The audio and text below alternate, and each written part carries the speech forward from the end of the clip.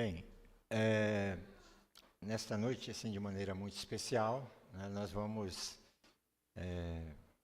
falar um pouco daqui sobre essa força que tem a oração, né?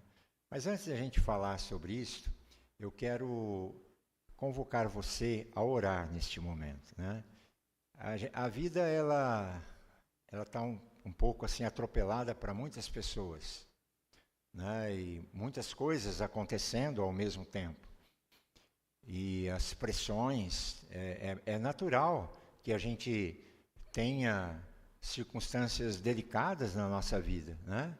E eu não conheço o teu coração, eu não sei o que passa na sua intimidade, mas de repente você está aqui neste culto e ainda carrega alguma coisa dentro da alma que perturba, algum tipo de estresse, algum tipo de pequena depressão, ou uma depressão mesmo, ou alguma coisa que te aflige, né, que incomoda a vida, ou mesmo alguma questão de relacionamentos, questões pessoais, de relacionamentos que estão exigindo atitudes de perdão, mas às vezes você não sabe como fazer, não sabe como lidar com determinadas circunstâncias, né? A vida de cada um é diferente do outro e cada um carrega um tipo de circunstância, seja de enfermidades físicas, emocionais, sentimentais, né, psicológicas, espirituais. Então, e há coisas que nós mesmos olhamos assim, já não aconteceu com você, se eu olhar assim para a vida e falar assim, olha, eu não sei como eu vou tratar dessa comigo, muitas vezes, pai, eu não sei como lidar com isso aqui, eu já fui por aqui, já fui por ali, e às vezes a gente fica num beco sem saída, né? Já ficou assim alguma vez na vida? Né? Alguma circunstância que a vida te fechou de tal maneira que você não soube como sair? E é nesse momento, né, que às vezes a gente não tem, você já recorreu, você já procurou ajuda, já procurou pessoas e tal, mas há momentos que a gente não tem jeito, a gente tem que falar com aquele que pode todas as coisas. E por quê? Porque a Bíblia menciona ele como o Deus do impossível, né? E se a gente acredita nisso, então aquilo que você não consegue fazer, tem alguém que consegue. Até você pode falar no teu pensamento assim, olha, eu não sei nem como que Deus vai resolver isso. Porque é tão complicada a situação que eu não vejo nem como que... mas você não vê mesmo, porque você não é Deus, né? Nem eu, mas Ele é. Por isso que Ele fala, eu posso, você não. Então eu quero, neste momento, orar por você, orar com você, né? Orar pelas circunstâncias da sua vida, neste momento. Pedir que Deus te abençoe, né? Que Deus cuide da sua alma nesta hora. Então feche seus olhos. Eu gostaria de, neste momento, que você olhasse. Sim, é bom que a gente ore pelos outros, mas quem sabe está tudo bem com você, está tudo legal, não, comigo está tudo bem, mas quem sabe tem alguém que você lembrou agora, puxa, eu estou legal agora, mas tem uma pessoa aqui que eu conheço que não está legal, não está muito bem com a vida deles e está precisando de uma cura, de uma restauração, de uma coisa que aconteceu, e você então pode orar por essa pessoa também. Mas principalmente, quem sabe, se atenha à circunstância da sua vida, da sua família neste momento. O que se passa com você mesmo na sua intimidade? O que você diria para Deus na noite de hoje? Feche seus olhos, na sua mente, no silêncio do seu coração, fale com Deus o que está te afligindo, o que precisa ser tratado. Ficar alguns momentos em oração silenciosa.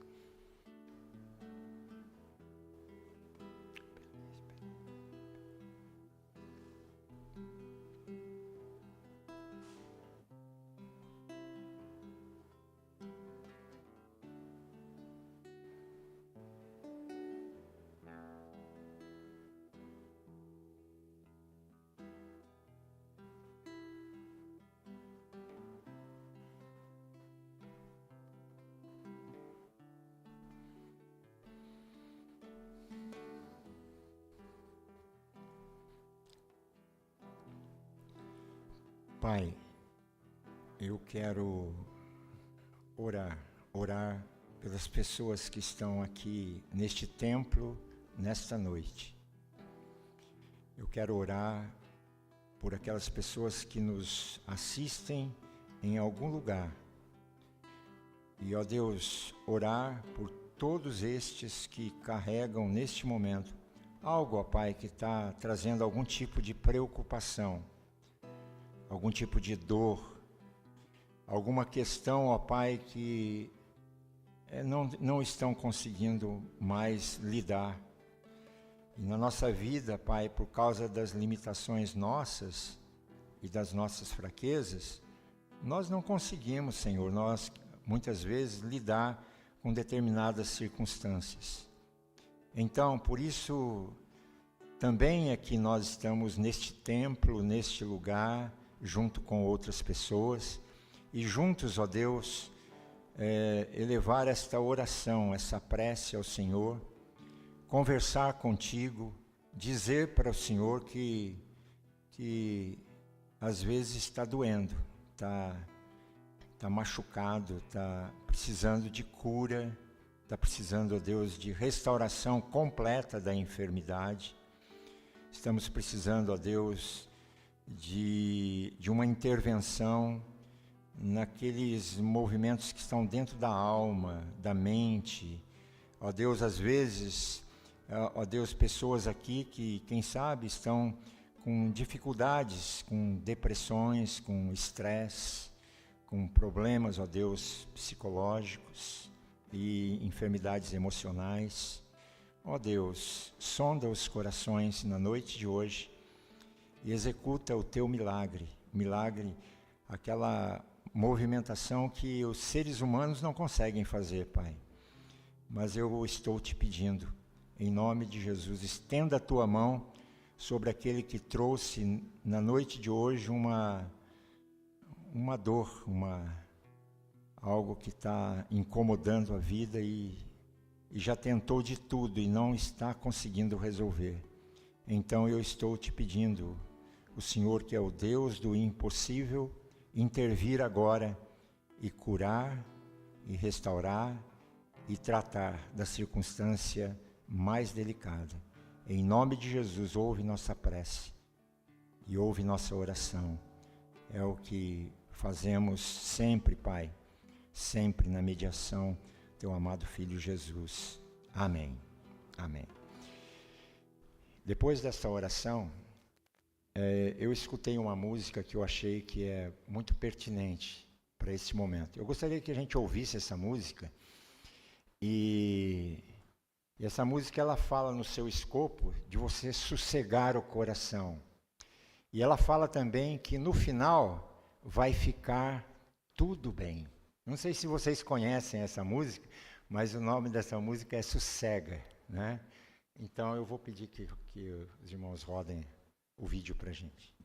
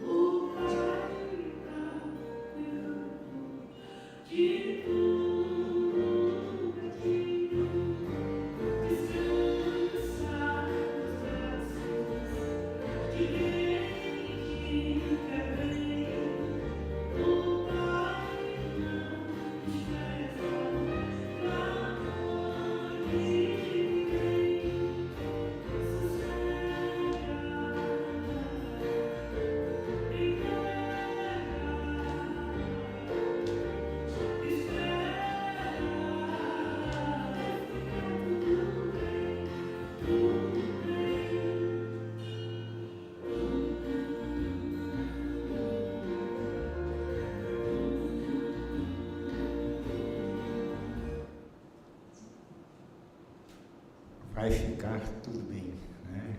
Que Deus console e cuide do coração de todos aqui e de todos em algum lugar, porque quando a gente ora, a gente entrega e a gente sossega a alma, né? E aí a gente pode falar um pouco sobre a oração, né? A força que tem a oração. E eu quero pautar essa palavra no texto do livro de Efésios, capítulo 1, os versículos 15 a 23. Eu vou fazer isso daqui por partes, e então nós vamos começar aí do versículo 1, tá? E vamos comentando aqui o que diz o apóstolo Paulo, ou esta história que ele conta aqui um pouco a respeito da oração, né? Da força também que tem a oração. E o capítulo 1, versículo 15, diz assim: por isso também eu, tendo ouvido a respeito da fé que vocês têm no Senhor Jesus e do amor para com todos os santos. Até aí. Paulo ele está citando duas coisas aqui que qualificam os cristãos ou a igreja que estava localizada na cidade de Éfeso. Uma delas era o amor e a outra é a fé. A fé e o amor deles.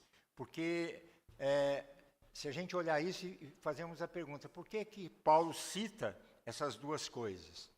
Porque era um perigo morar na cidade de Éfeso, né? Ser cristão naquela cidade era muito difícil. Sabe por quê?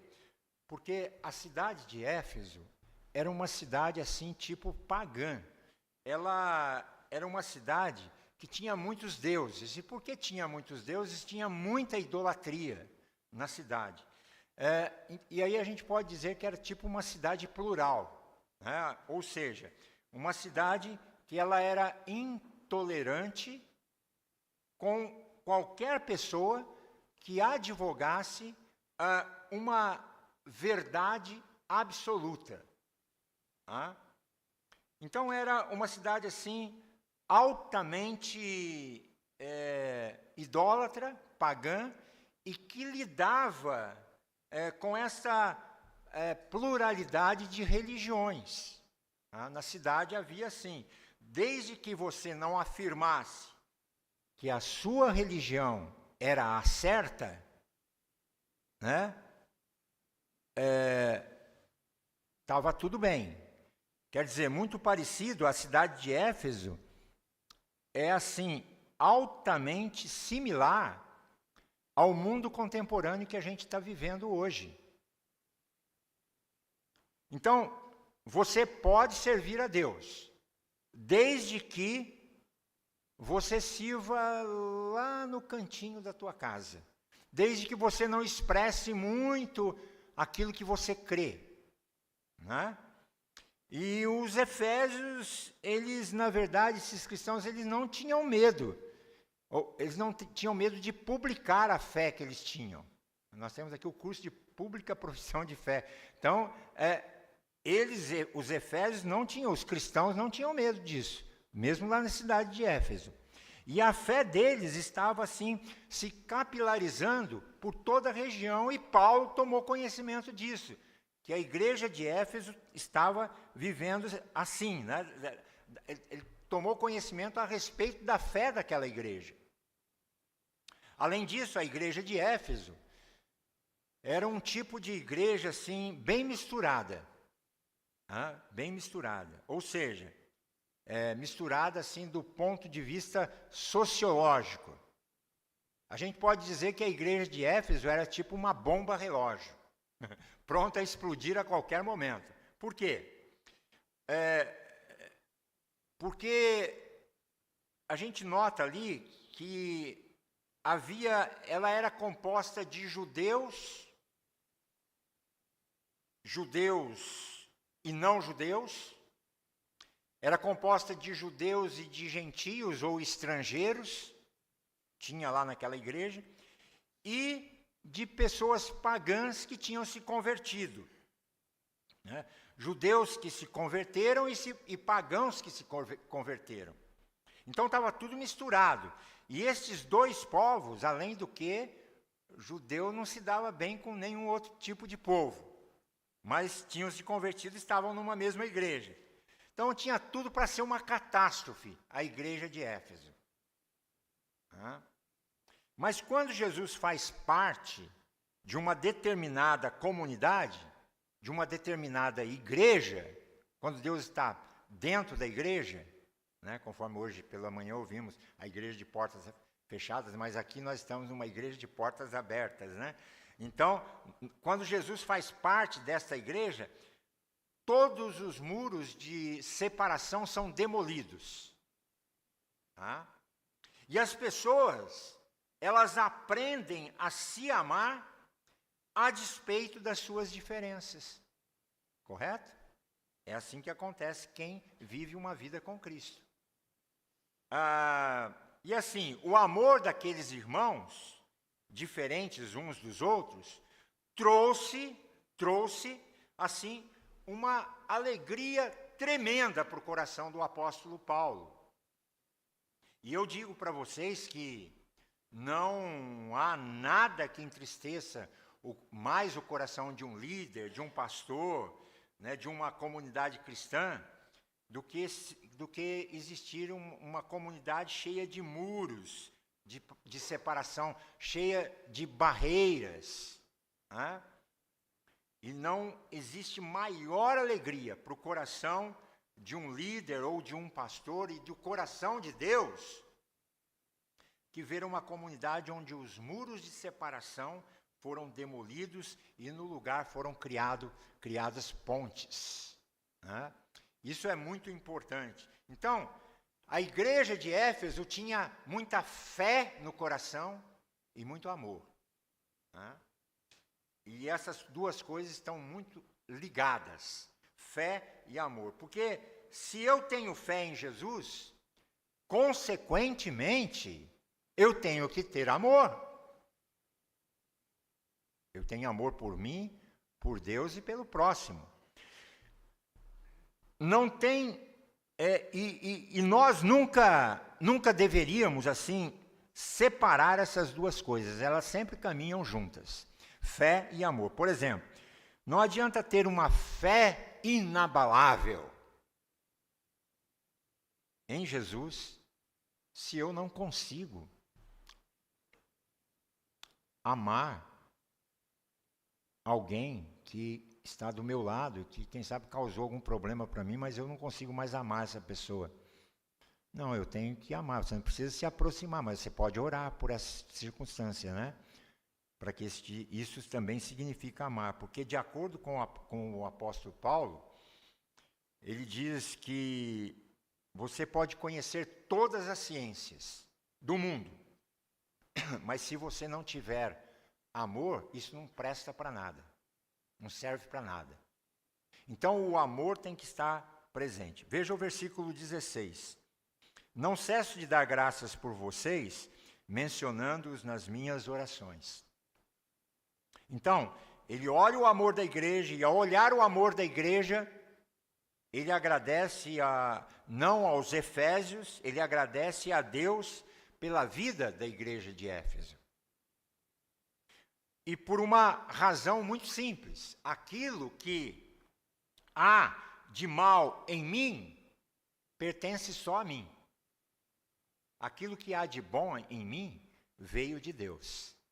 É Deus que colocou as coisas boas no meu coração. O que Paulo está dizendo é que a igreja de Éfeso estava em Jesus e o amor da igreja uns pelos outros era consequência da presença de Deus e da ação de Deus naquela igreja. Porque a fonte de todo bem e a raiz de todo bem vem de Deus, é do Senhor. Santo Agostinho, ele disse certa vez o seguinte: qualquer bem em mim é devido a ti, Senhor, enquanto todo mal é culpa minha. O que Paulo está dizendo é: eu agradeço a Deus pela fé de vocês, pelo amor de vocês, porque eu sei que Deus é esta fonte de tudo que é bom numa comunidade. Tudo que é bom vem de Deus. Então a carta aos Efésios é praticamente, diria assim, 50% de doutrina e 50% da carta é oração. Ele fala de oração. Ou Paulo ora, ou Paulo pede oração por alguém. Isso é fantástico, porque nós vemos a teologia de Paulo colocada, sabe de que maneira? De joelhos na presença de Deus. Dobrar os joelhos faz muito bem. Se curvar diante de Deus faz bem. Já experimentou isso? Lá no recôndito do seu quarto, dobrar os joelhos? É um dos melhores momentos que eu penso que eu tenho na minha vida. É quando eu entro no meu quarto e eu dobro os meus joelhos e falo com o Pai. E ali eu dou risada, e ali eu choro, e ali eu não tenho que ficar medindo o ambiente para eu poder colocar determinadas palavras, porque o Pai conhece o nosso coração. A doutrina de Paulo estimulava a oração e a adoração. Paulo ensina e louva a Deus. Paulo ensina e ora a Deus. É isso que o ensino da teologia, da doutrina do ensino, deveria produzir dentro da nossa vida, né? Dentro do nosso coração também. As mensagens, olha só, as mensagens e os sermões que nós ouvimos aqui neste local, nos pequenos grupos da nossa igreja, nos grupos de mulheres, nos grupos de quartas-feiras aqui, é tudo muito bom. Todos esses ambientes, nós aprendemos um pouco mais da palavra de Deus e nos aprofundamos na fé, o que é muito bom. Todos esses lugares deveriam nos estimular a nos humilhar diante de Deus e a nos colocar sempre de joelhos na presença de Deus, né? Porque teologia e doutrina, pregação e estudo devocional que não geram, olha isso, presta atenção, que não geram em nós vida com Deus, não serve para nada. É só conteúdo vazio. Se nada daquilo que eu ouço eu consigo colocar em prática na minha vida, não vai servir para nada. Nós nos tornamos responsáveis diante de Deus, diante do Senhor, daquilo que a gente ouve. Porque, senão, a nossa vida vai ser só de conhecimento. Eu vou encher a minha vida de conteúdos, de conhecimento, mas eu não faço nada com aquilo. Isso aí vai só aumentar a nossa responsabilidade, porque aquele que muito é dado, muito lhe será cobrado. Então, tudo que você ouve na igreja, se você não sai para fora e não vai colocar aquilo em prática, não serve para nada. Você é apenas um ouvidor dentro de uma comunidade. E você não vai chegar a lugar nenhum na sua espiritualidade cristã. Olha, o apóstolo Paulo foi um homem privilegiado, sabe por quê? Ele foi assim, né, que na época dele, eu diria assim, o que poucos tinham na época dele, tá? Ele tinha dupla cidadania. Hoje é muito comum as pessoas terem dupla cidadania, né? Qualquer um aí que vai, não quero ter dupla cidadania. Mas naquela época era difícil, e Paulo tinha. Naquela época era muito escasso ter dupla cidadania. Paulo era judeu e era romano. Ele foi educado aos pés do grande mestre Gamaliel. Ouviram essa história já, né? A grande universidade de Gamaliel, grande sábio da época. Gamaliel era famoso. Ele era bom no que fazia, era um dos melhores em teologia judaica. E Paulo aprendeu grandes ensinos com este homem, com este mestre. Paulo era influente, ele era conhecido, ele era renomado, a sociedade gostava de Paulo. E muito provavelmente, Paulo, ele era membro do Sinédrio Judaico. O que era o Sinédrio Judaico? Era tipo um STF dos judeus, no Supremo Tribunal Federal dos judeus, né?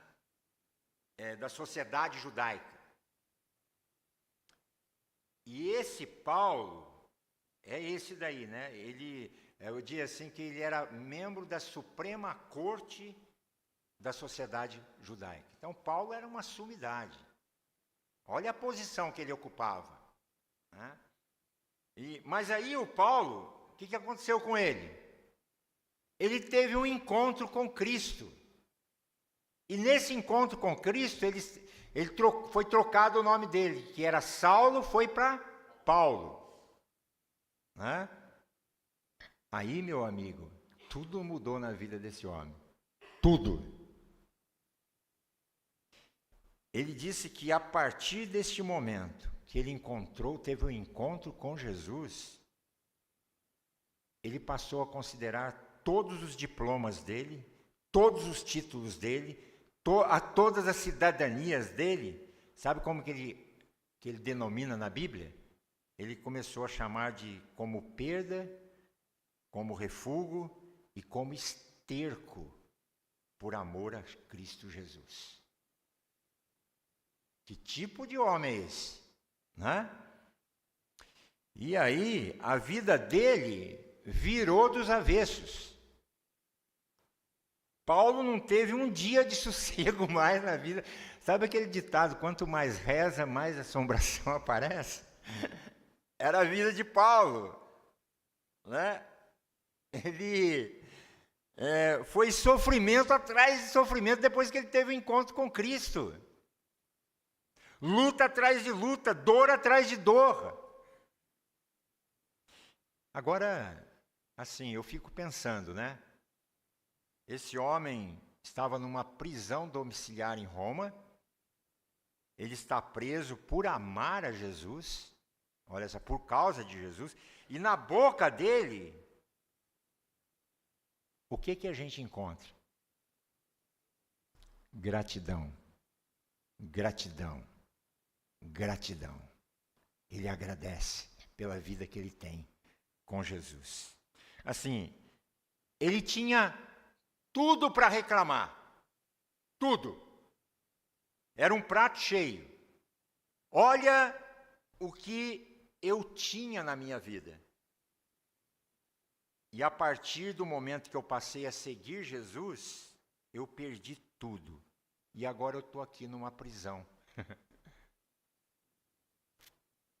Essa é a troca. Né? Ele poderia reclamar assim. Por acaso, essa é a troca que o Senhor me dá, Deus? Eu estou te servindo e o Senhor me coloca numa prisão? O que é isso? Eu estou dedicando a minha vida por amor ao Senhor, mas parece que tudo dá errado. Ele tinha tudo para reclamar. Mas o que Paulo faz? Ele não reclama. Nem um pouco. Paulo agradeceu a Deus. Paulo substituiu a murmuração pela gratidão. A gente pode reclamar de qualquer coisa, né, gente? E como que a gente reclama? Como que a gente reclama? Não é? A gente reclama muito, para falar a verdade. A gente nunca está satisfeito, muitas vezes, com o que tem. E os nossos momentos, eles são muito rápidos na vida. Porque à medida que você recebe uma coisa e você agradece, você logo já está querendo outra coisa, não é? Ó, recebi, agradeci, agora eu quero isso. Então, essa insaciabilidade da nossa alma vai matando em nosso coração, sabe o quê? A semente da gratidão. Da gratidão no nosso coração.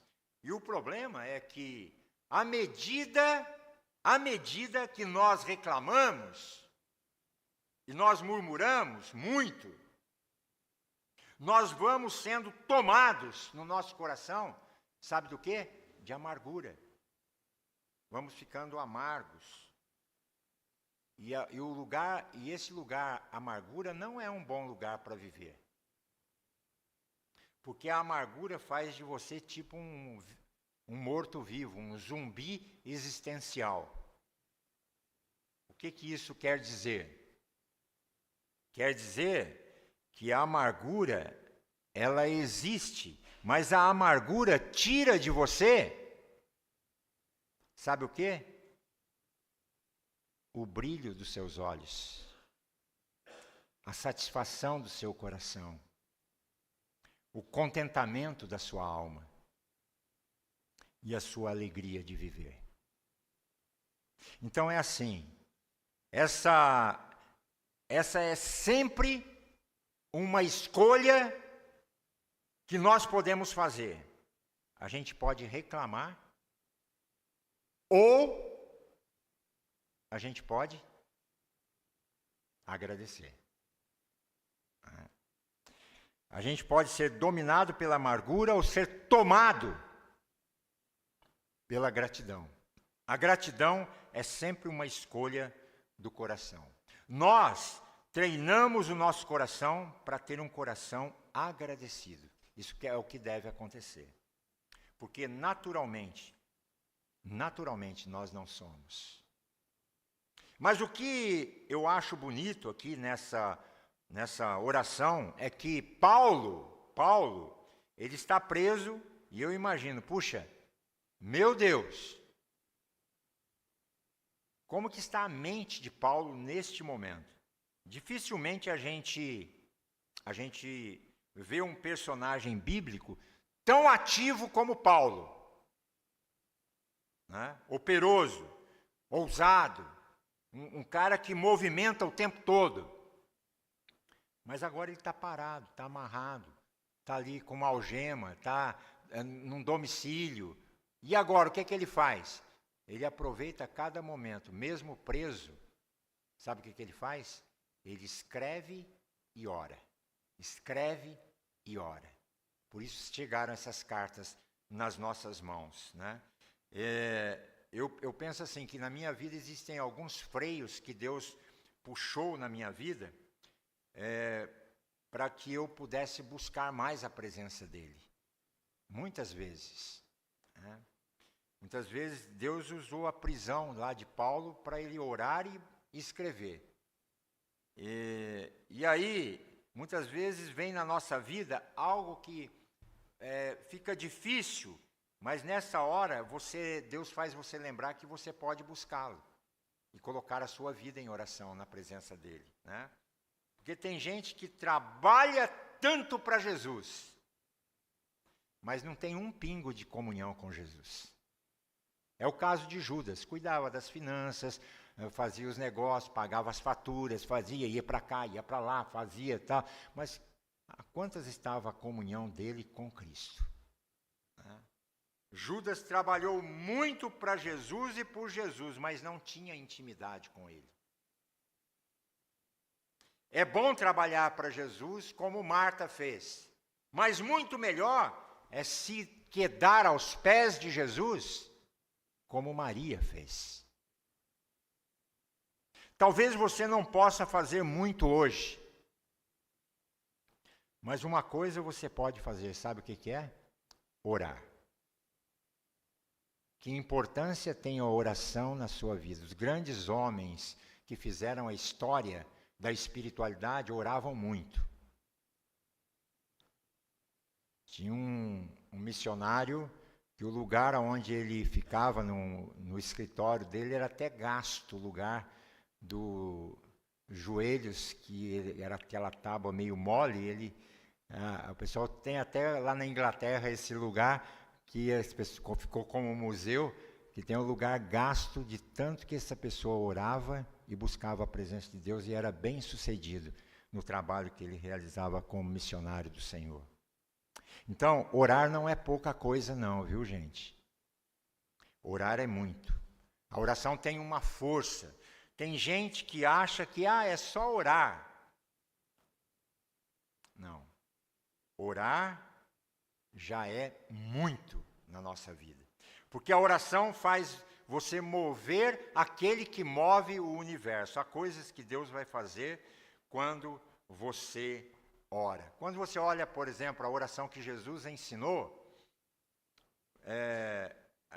quando você ora, você começa uma batalha espiritual, né?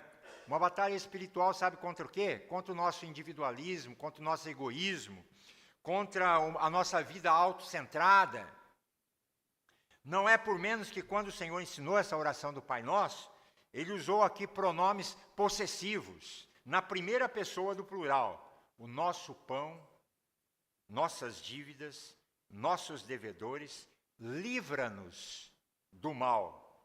Nós, então, é assim, ore por você, mas ore também por aquelas questões que estão ao seu redor e que, não adianta orar. Quando você fala não adianta orar, é porque alguma coisa já feriu a tua crença. Nunca diga não adianta orar. Diga assim, eu vou orar sempre. E não importa, seja perseverante na oração. Mas eu já estou orando há tanto tempo por tal coisa. Continue a orar. Deus já ouviu a tua oração no primeiro movimento que você fez. Mas por que ele não me atendeu? Porque ele tem o tempo dele fazer a obra que ele vai fazer na oração que você está fazendo. Agora, por que Paulo orou pela igreja? O versículo 17. Peço ao Deus de nosso Senhor Jesus Cristo, o Pai da glória, que conceda a vocês espírito de sabedoria e de revelação no pleno conhecimento dele. O que isso quer dizer? Espírito de sabedoria e de revelação. Isso significa termos discernimento espiritual. Sabedoria na nossa vida. É você saber como andar e com quem andar. É você saber o que falar, como falar e quando falar. Discernimento é você saber o que fazer, quando fazer e como fazer. Isso é maturidade espiritual. Isso é discernimento. Sabedoria é uma revelação. Então nós precisamos, quando Paulo cita, espírito de sabedoria e de revelação. Quando você ora, você vai adquirindo esses movimentos na sua vida. Você não vai falar a todo tempo. Já viu aquela palavra atravessada que você falou e depois que você falou, você falou, puxa, não devia ter falado isso, né? Já aconteceu com você? Puxa, esse daqui eu não devia ter falado esse negócio aqui, puxa, vai quebrar tudo, vai. Então, às vezes, a gente tem que se calar e aprender. Isso é sabedoria. Nós não precisamos ficar correndo por aí. E essa sabedoria vem através do quê? Através do pleno conhecimento dele, através do conhecimento de Deus, no versículo 17. Está escrito aí. Então, nós não precisamos ficar correndo atrás de profetas, de profetisas, que apontem para nós o caminho. Nós não precisamos. Nós já temos quem? O Espírito Santo de Deus, que nos ensina todas as coisas. O que nós precisamos não é mais profetas que estão surgindo por aí, profetizas dizendo o que você tem que fazer. Você não precisa de oráculos espirituais, você não precisa de amuletos, você não precisa amarrar nenhuma coisa no pescoço ou colocar algum tipo de amuleto no seu corpo. Você não precisa de absolutamente nada. Por quê? Porque você só precisa de Cristo na sua vida. Ele é o nosso GPS, Ele é a nossa bússola. Quando nós estamos perdidos, Ele é o nosso farol. Então você pode buscá-lo. Nós precisamos conhecer mais de Jesus para tomarmos as decisões que precisamos tomar na nossa vida e decisões corretas a respeito do seu casamento, da sua vida conjugal, da sua sexualidade, da criação dos seus filhos, na relação que você tem no seu trabalho, na nossa vida comunitária. É preciso de sabedoria. Nós precisamos conhecer mais de Jesus e não apenas intelectualmente, pela cabeça. Porque conhecimento, o conhecimento na cultura hebraica é interessante. Sabe o que diz respeito a quê? A relacionamento. Eu preciso conversar mais com Deus e eu preciso andar mais com Ele. E assim eu me relaciono com Ele. Eu preciso de mais tempo a sós com Deus. Você tem tempo a sós com Deus? Isso é muito importante para a tua vida. E aí, eu vou atravessar um pouco o texto aqui, eu já vou pular aqui para o versículo 19, e ele vai dizer assim: e qual é a suprema grandeza do seu poder sobre nós os que cremos? Gente, nesta vida, a gente passa, sabe pelo quê?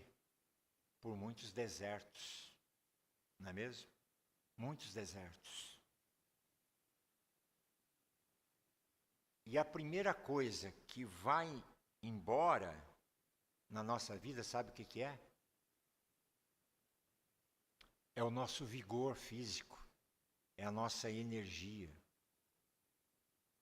O falso senso de que nós temos poder.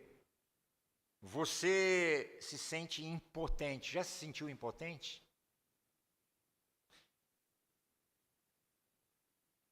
Isso é importante, né? Não há, às vezes, mais nada que se possa fazer.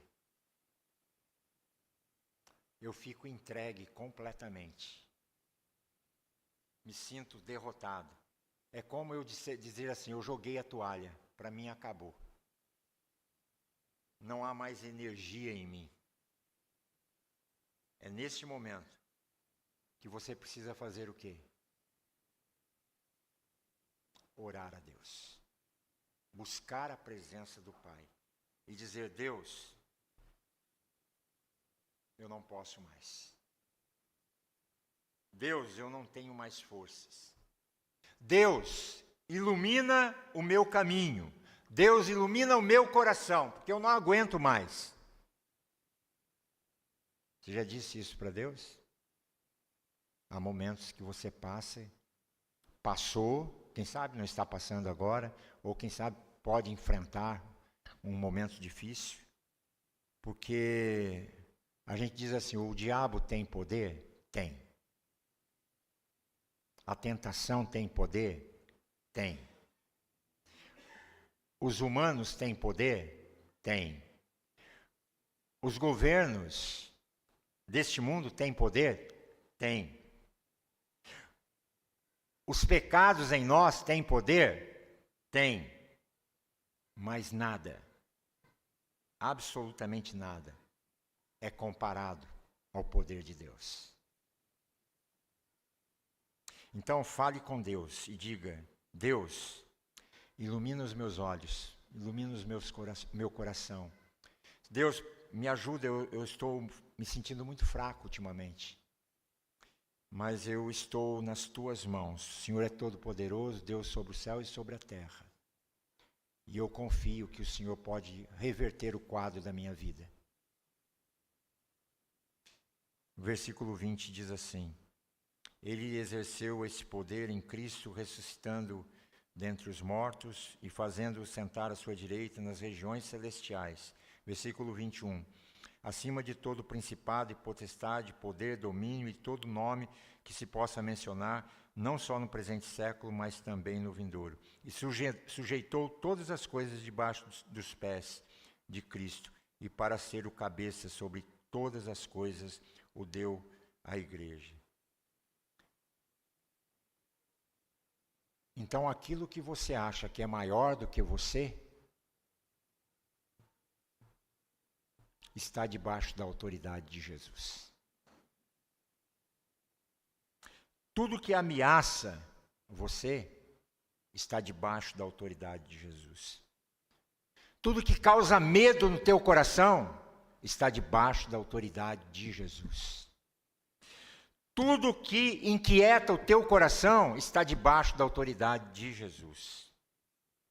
Então, o que me gera medo, o que me causa pavor, o que me traz dúvidas, o que rouba a minha paz, o que prejudica o meu sono, tudo aquilo que me cerca, os meus obstáculos, não importa, os meus gigantes, sejam eles quais forem, estão todos debaixo da autoridade daquele que eu creio, que é Jesus.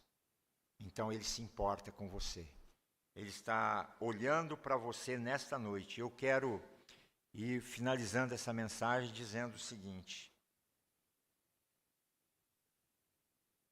você está precisando do poder de Deus na tua vida? Hoje, para enfrentar algumas coisas, algumas lutas espirituais, crises emocionais, problemas financeiros, problemas conjugais, e você está esgotado, e você não aguenta mais lutar. Aí Deus olha para você e diz assim: o meu poder está acessível a você. Eu ajudo você. Não desista agora. Não desista agora. Não faça o mal que você sabe que estava intentando fazer contra você mesmo. Não faça. Deus está lhe dizendo: eu ajo por você. Eu ajo no teu lugar. O meu poder está disponível para você. E o detalhe para isto está no versículo 19. E qual é a suprema grandeza do seu poder sobre nós, os que cremos? O detalhe é este. Você só precisa de um movimento. Sabe qual que é? Continua crendo. A fé. Sem fé é impossível agradar a Deus. Então, por isso que ele diz, os que cremos. Os que cremos. A pergunta é, você crê? É? Amém. Amém. Que você crê. Né? Porque a fé é a ferramenta que Deus vai usar para Ele realizar hoje, na sua vida, o inimaginável, o impossível, hoje, aqui, agora e por toda a eternidade. Que Deus nos abençoe. Amém?